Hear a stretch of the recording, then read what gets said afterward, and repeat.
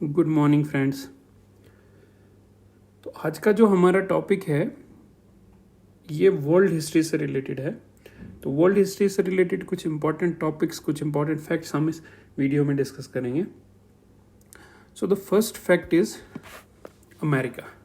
अब बात करते हैं अमेरिका की। जनरली जब भी हम अमेरिका के बारे में सोचते हैं तो हमारे माइंड में हम अमेरिका किसको बोलते हैं? सिर्फ एक country, that is United states of America.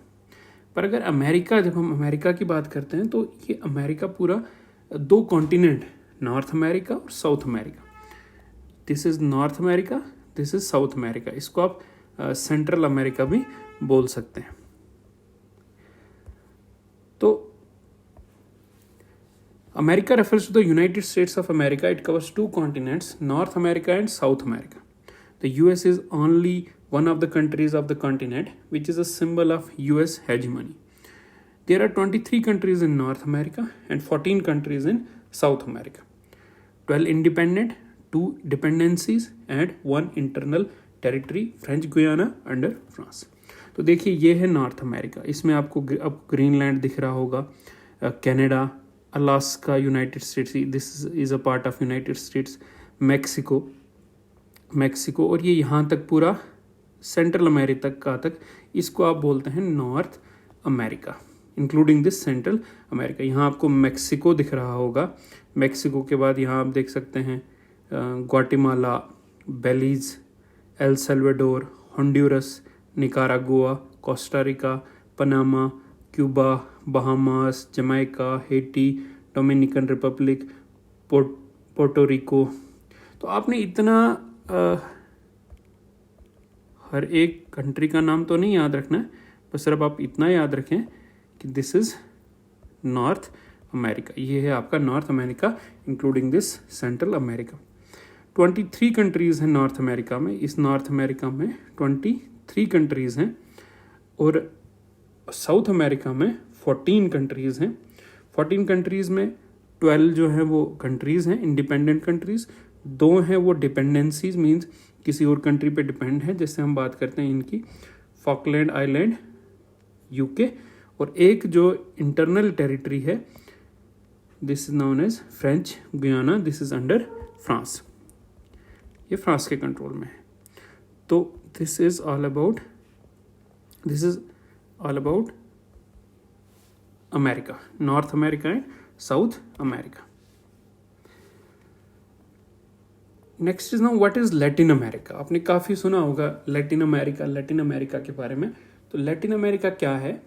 Latin America sometimes ये भी एक ग्रुप ऑफ कंट्रीज़ है जिसमें वो लैंग्वेजेस बोली जाती हैं जो मेनली डिराइव्ड होती हैं लैटिन लैंग्वेज से। जैसे लैटिन एक हिस्टोरिकल लैंग्वेज है, पुरानी लैंग्वेज है, जिससे बाकी लैंग्वेजेस जो है वो निकली हैं। जैसे संस्कृत एक इम्पॉर्टेंट लैंग्वेज है, हिस्टोरिक लैंग्वेज है, जिससे बाकी रिलेटेड लैंग्वेजेस जो हैं वो निकली हैं। उसी तरह से लैटिन भी ऐसी लैंग्वेज। तो ऐसी सारी कंट्रीज़ जिसमें ये सारी लैंग्वेजेस बोली जाती हैं जो लैटिन से डिराइव होंगी, तो उन सारे एरियाज़ को लैटिन अमेरिका की कैटेगरी में रखा जाता है। Refer to as the Latam. इसको लैटम भी कभी कभी बोलते हैं शॉर्ट में, लैटिन अमेरिका को। Latam is a large cultural region in the Americas where Romance languages derived from Latin are predominantly spoken. The term was coined by the 19th century to refer to the regions in the Americas that were ruled by Spanish, Portuguese and French empires. The term does not have precise definition, but it is commonly used to describe South America, Central America, Mexico and the islands of Caribbean. तो वो सारी countries जो Latin भाषा बोलती हैं, इसमें लिखा हुआ रोमांस लैंग्वेज विच इज़ एक रोम जो है, जो एक हिस्टोरिकल प्लेस है इटली में, रोम, वहाँ से एक लैंग्वेज निकली है, दैट इज़ लैटिन। और बाकी जो सारी लैंग्वेजेस हैं वो इसी लैटिन से निकली हुई डिराइव्ड लैंग्वेजेस हैं, स्पेनिश, पोर्चुगीज़, डच। तो वो सारे एरिया जहाँ पे इनसे लैटिन से डिराइव हुई लैंग्वेज बोली जाती है, उसको आप रखते हैं लैटिन अमेरिका की कैटेगरी में। इसमें कौन कौन से एरियाज इंक्लूड हैं? एक तो साउथ अमेरिका पूरा, सेंट्रल अमेरिका पूरा, और ये जो क्यूबा एरिया है या कैरिबियन जिसको आप बोलते हैं, ये सारी कंट्रीज इसमें इंक्लूड होती हैं। तो मोस्टली इसमें 21 कंट्रीज हैं। मैक्सिको, नॉर्थ अमेरिका की बात करें तो मैक्सिको, सेंट्रल अमेरिका की बात करेंगे तो सारी Guatemala, Salvador, Honduras, Nicaragua, Costa Rica, Panama, Cuba, Haiti, Republic Dominica, Puerto Rico, ये सारी कंट्रीज सेंट्रल अमेरिका में, और साउथ अमेरिका की सारी कंट्रीज जैसा कि आप देख सकते हैं, Venezuela, Colombia, Ecuador, Peru, Brazil, Bolivia, Argentina, Chile, Paraguay, Uruguay, तो ये सारी कंट्रीज जो हैं लैटिन अमेरिका में काउंट होती हैं। तो this is all about Latin America. Next fact की बात करते हैं, डिसइंटीग्रेशन ऑफ द यूएसएसआर इन 1991।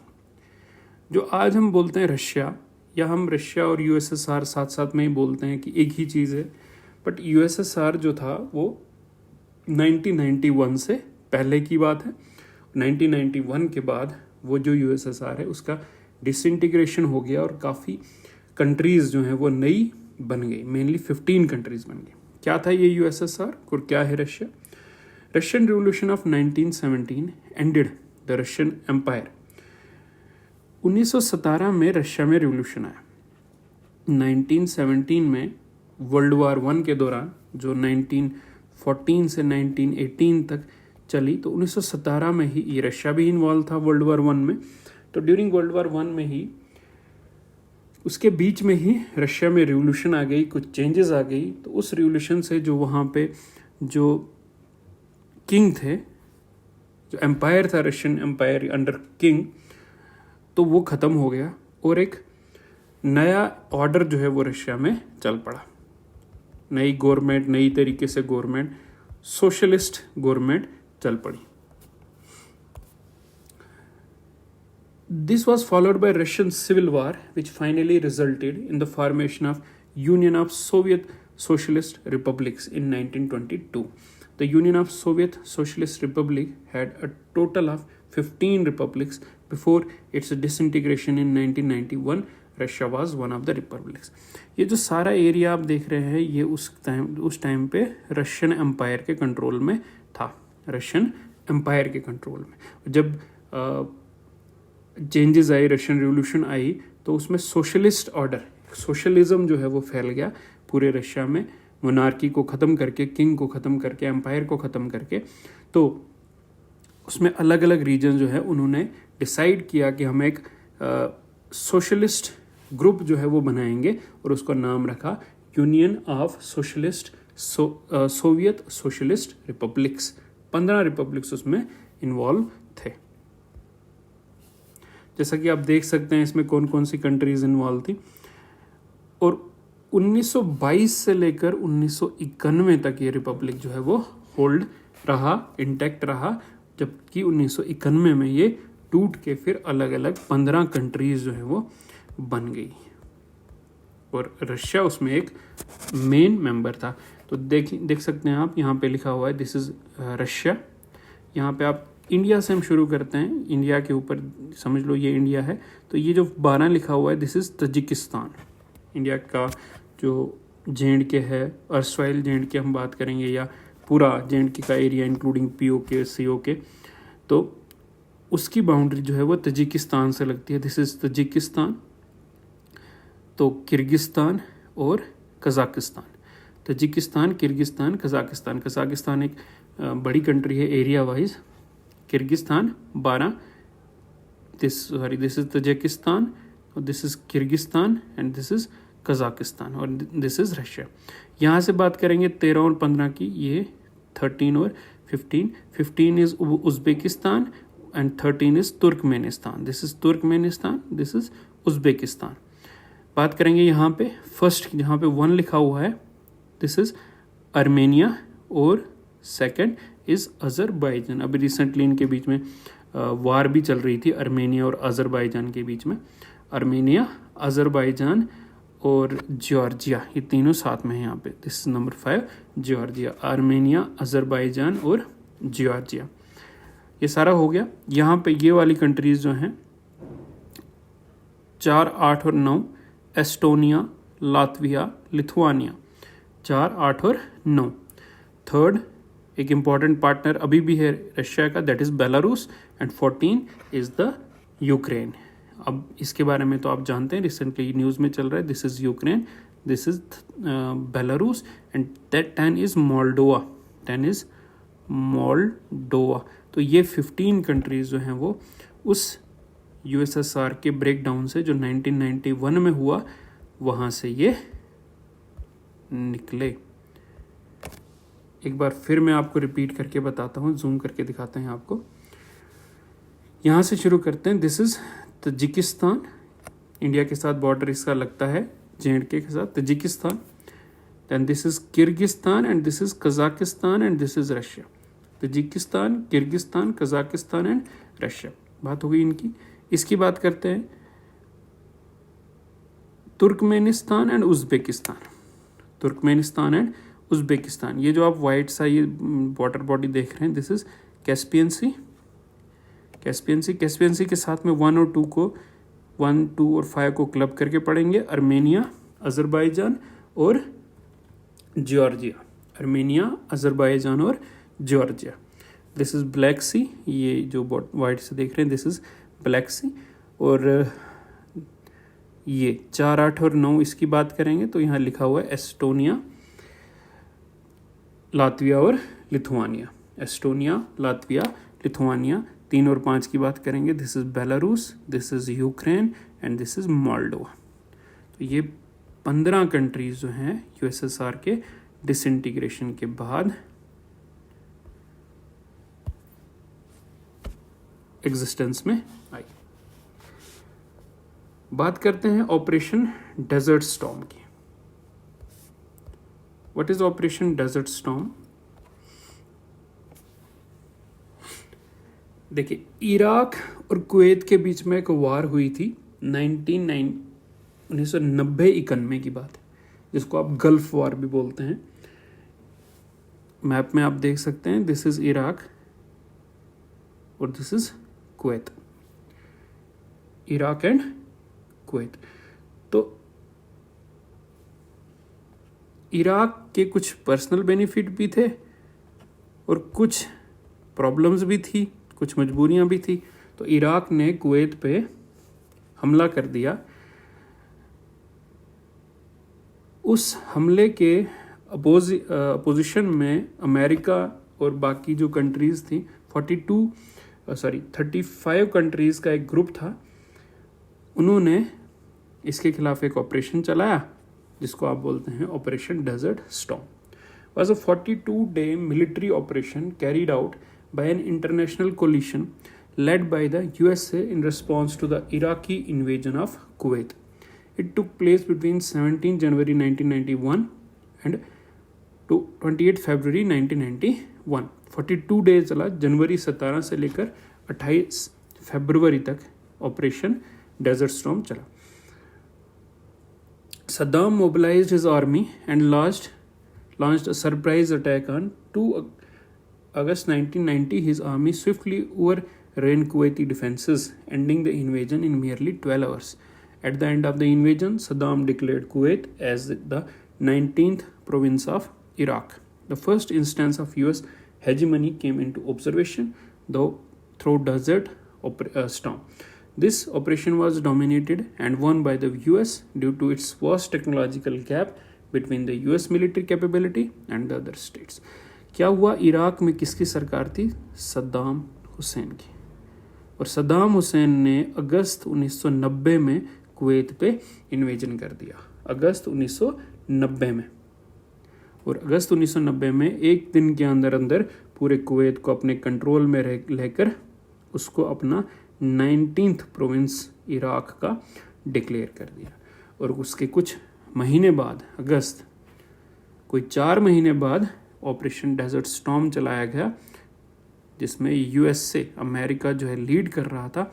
और वहीं से लोगों को पता चला, दुनिया को पता चला यूएस की हेजमनी और इसके टेक्नोलॉजिकल एडवांसमेंट्स के बारे में कि ये कितना पावरफुल और कितना एडवांस्ड है। Operation desert storm against Iraqis invasion of Kuwait.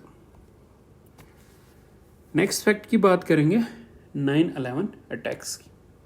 William Jefferson नाम आपने नहीं सुना होगा, मगर बिल क्लिंटन आपने काफ़ी बार सुना होगा, जो अमेरिका के प्रेसिडेंट थे 1992 में और 1996 में।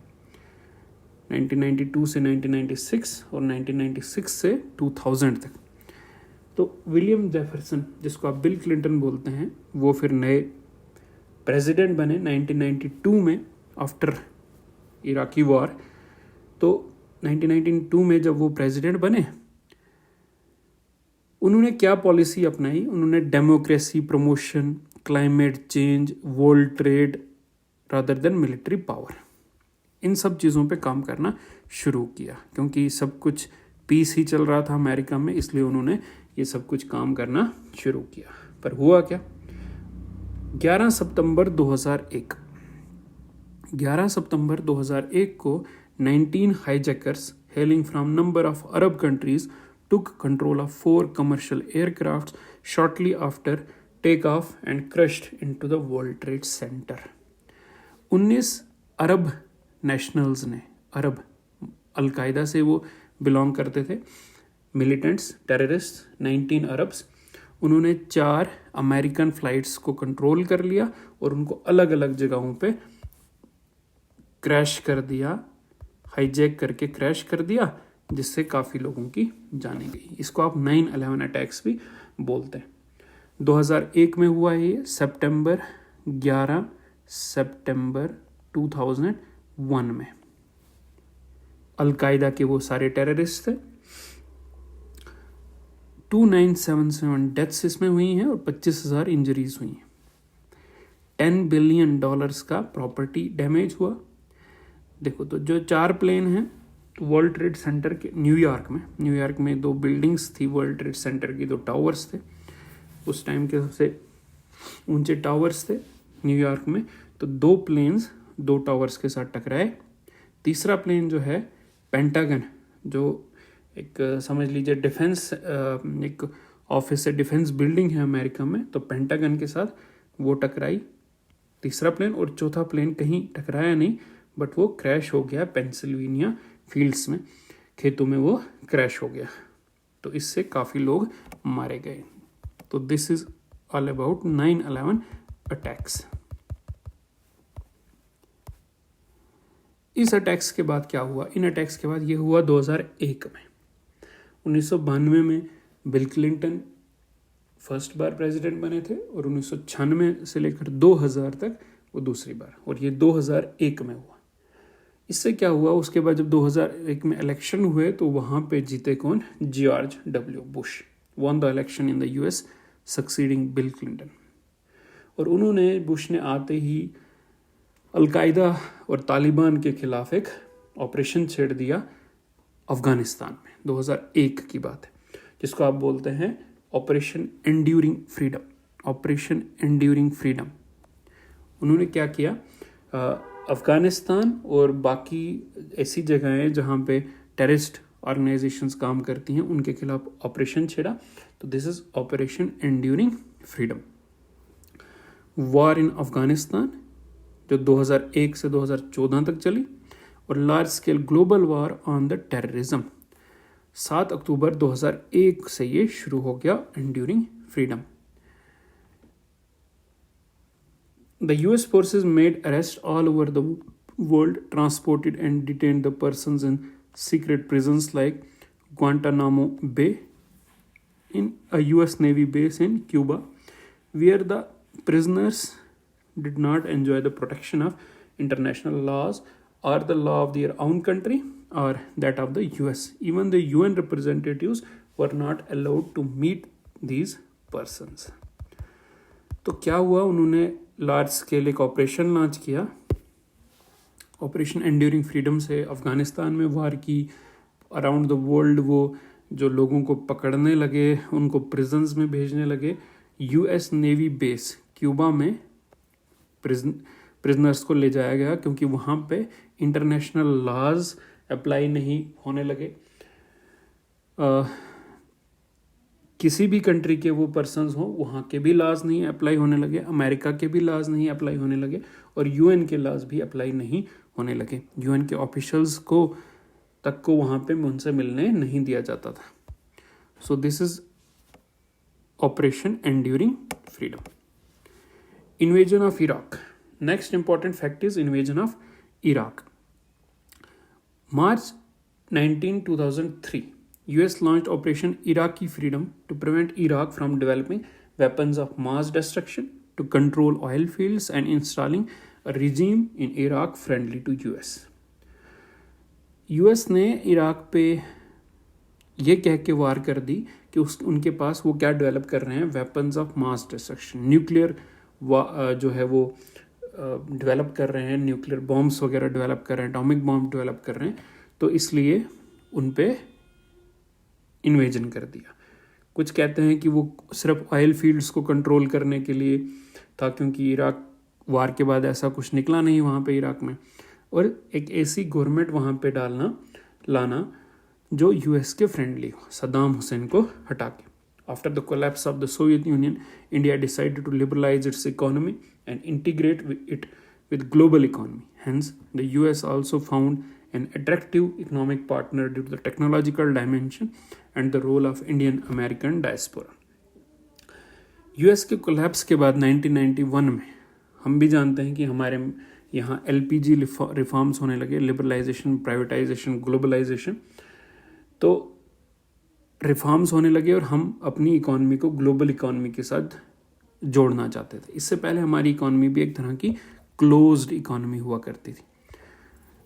तो उसके बाद हमने लिबरलाइजेशन की, प्राइवेटाइजेशन की, ग्लोबलाइजेशन की, तो अमेरिका भी काफ़ी इंटरेस्ट यहाँ पे दिखाने लगा, क्योंकि उसके लिए एक मार्केट था इंडिया, टेक्नोलॉजी के हिसाब से, सप्लाई करने के हिसाब से, अपने प्रोडक्ट्स को बेचने के हिसाब से, और दूसरा इंडियन अमेरिकन डायस्पोरा, जो इंडिया के लोग अमेरिका में काम करते थे, रहते थे, उनका भी एक अच्छा कंट्रीब्यूशन था अमेरिका के लिए। That is why America is interested. अब इंडिया का क्या रिलेशन, किस तरह की पॉलिसी होनी चाहिए अमेरिका के साथ। नो डाउट अमेरिका जो है एक हेजिमनी है उसकी अराउंड द वर्ल्ड। सारे स्टेट्स जो हैं वो या तो दो तरह की पॉलिसी अपनाते हैं हेजिमनिक स्टेट के साथ, या तो all the states bear the different strategies either to extract benefit by operating within the hegemonic system, या तो उसके अंडर काम करें और बेनिफिट मिलता रहेगा उनको, क्योंकि सुपर पावर तो वही है, सुपर पावर के अंडर कोई काम करेगा तो उसको फायदा तो मिलता रहेगा। इस तरह की स्ट्रेटेजी को आप बोलते हैं बैंडवैगन स्ट्रेटेजी, बैंडवैगन स्ट्रेटेजी। या दूसरा ऐसी स्ट्रेटेजी जैसे आप रशिया, चाइना और यूरोपियन यूनियन फॉलो कर रहा है कि वो इस हेजिमनिक स्टेट से, हेजिमनी से दूर रहता है, हाइड होके रहता है, छुप के रहता है, अलग से रहता है और अपना काम करता है। तो या तो वो बैंडवैगन स्ट्रेटेजी है, जैसे अमेरिका के अंडर काम करना और फ़ायदा लेना, और या तो हाइड होने वाली स्ट्रेटेजी। तो ये कुछ फैक्ट्स थे जिसके बारे में हमने बात की। नेक्स्ट वीडियो में हम कुछ इम्पॉर्टेंट फैक्ट्स लेकर फिर मिलेंगे। तब तक के लिए थैंक यू।